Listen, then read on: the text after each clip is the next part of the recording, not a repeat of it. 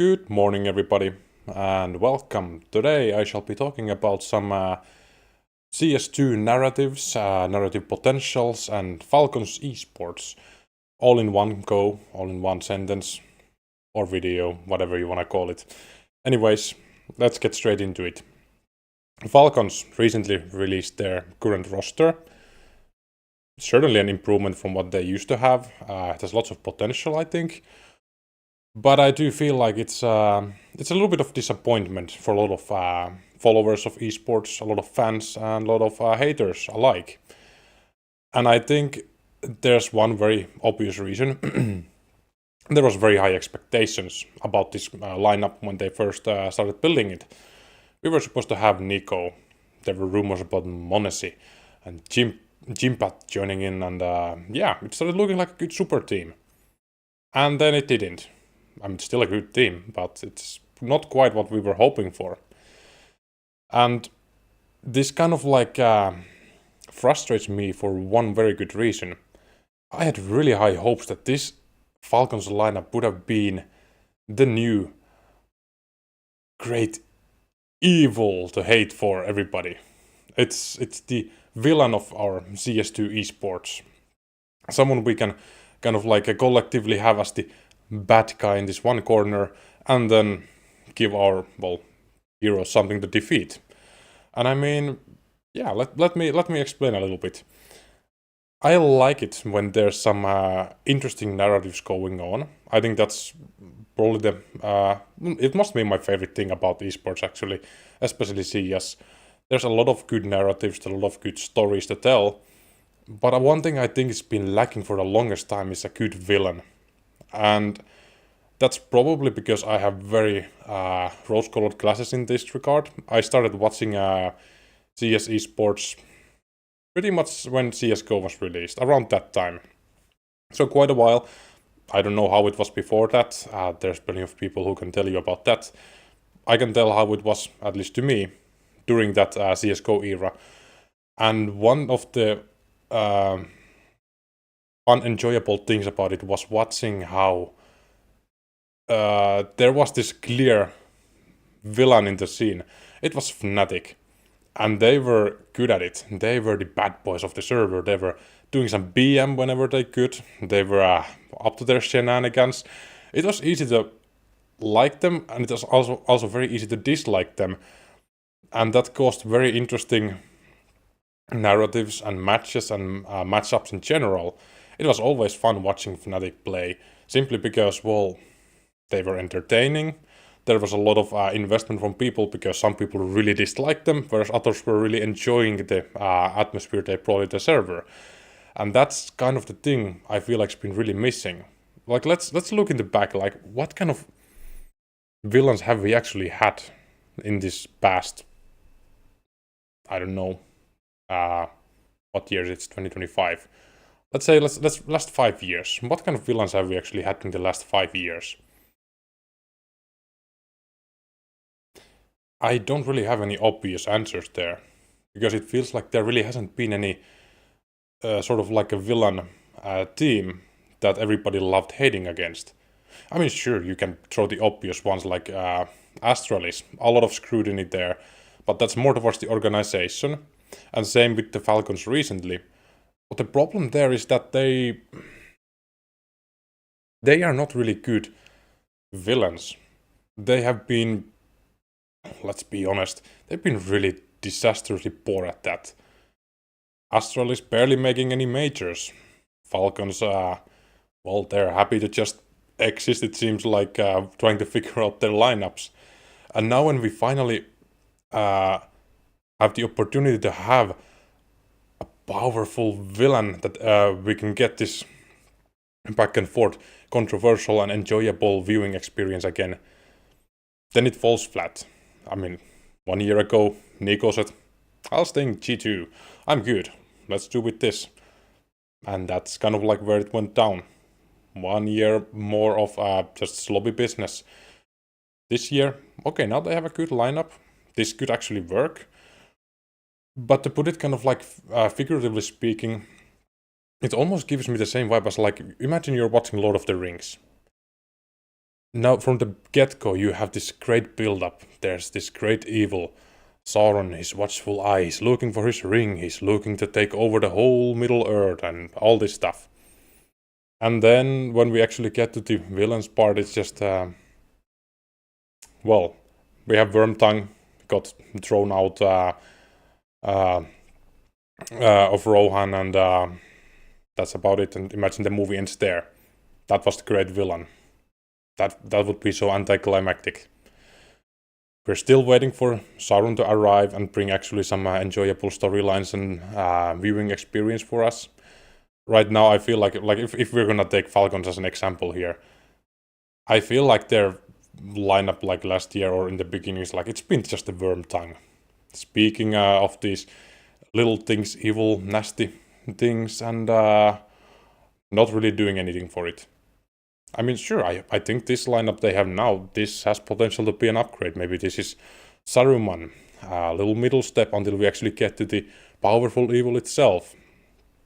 And despite this mental imagery, I'm not like trying to label the team or organization as like evil per se. It's more like figuratively speaking, I think how people could look at this. It's like we have this villain, and then we have the disappointment that came and the expectations was not met.